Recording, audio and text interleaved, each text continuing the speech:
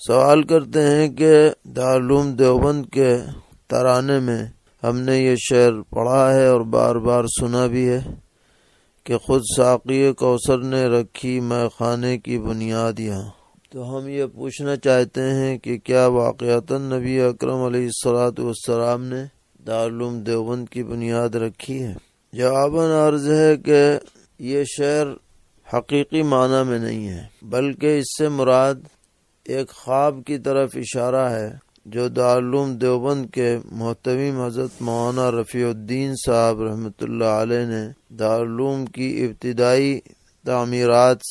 کا جب آغاز ہو رہا تھا، اس وقت انہوں نے ایک خواب دیکھا تھا کہ نبی اکرم علیہ السلام خواب میں تشریف لائے اور جہاں نودرے کی درسگاہیں بنی ہیں وہاں پر آپ نے نشان زد فرمایا۔ تو اس خواب کی طرف اس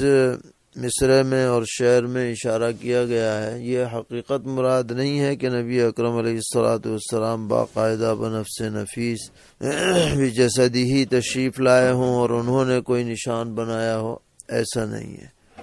بلکہ اس خواب کی طرف اشارہ ہے، اور خواب میں جو باتیں کہی جاتی ہیں وہ خواب ہی کے درجے کی ہیں،